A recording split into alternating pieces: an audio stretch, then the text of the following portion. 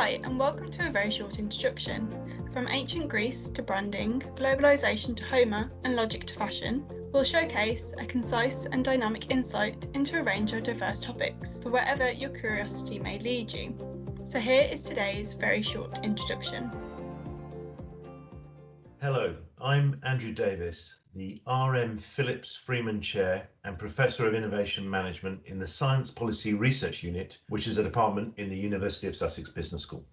Over the past 20 years, my research undertaken at Imperial College, University College London, and now at the University of Sussex, focuses on how innovation, that is the development and implementation of new ideas, technologies, organisational arrangements, and so on, is managed in large complex projects and project-based organisations. These are organisations that rely on projects to undertake most of their design and daily productive activities. Let's take an extreme example. Arup, the global design consultancy, employs 13,000 staff around the world to work on around 13,000 projects. The title of my book is Projects, a very short introduction. I chose the word projects because projects existed and have been managed well before the invention of project management as a discipline in the 1960s. And I didn't want to write another textbook on operational tools and techniques that are used to get things done. There are many good ones. I wanted to introduce readers to the idea that projects are strategic, transformative, and they actually shape how economies and societies address future challenges. So what are projects?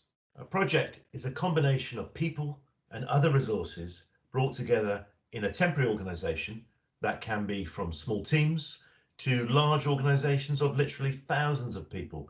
Think of the Apollo moon landing. And they are set up to achieve a specified goal.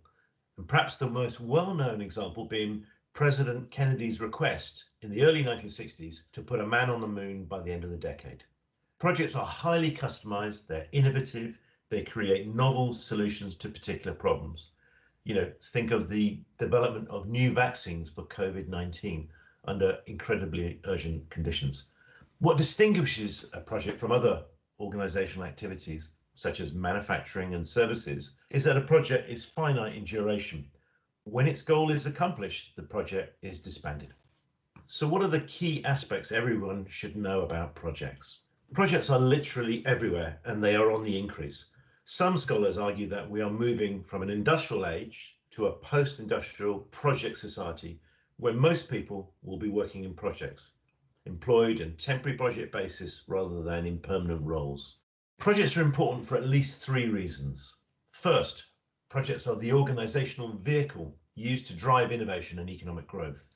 They are set up to improve existing products and services, such as enhancements to each generation of iPhone, and create new projects, such as each new generation of aircraft or cars and motor vehicles. But they are also used to create revolutionary, breakthrough, new to the world products and services that establish entirely new industries and create new markets, as the Tesla car has done with the new Model S.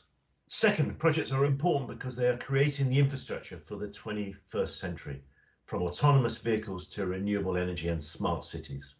Third, projects are used to deal with the grand challenges facing societies, such as the urgent need to create a vaccine for COVID-19.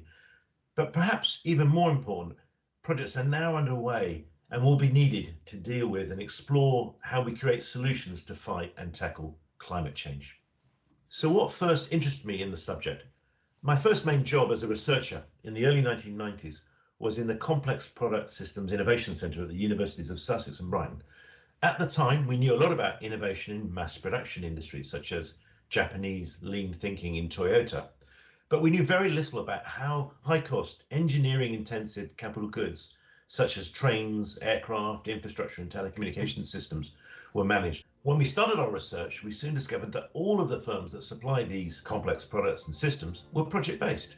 Everything they did for clients, from order through production, integration of systems, to marketing, was undertaken as a project.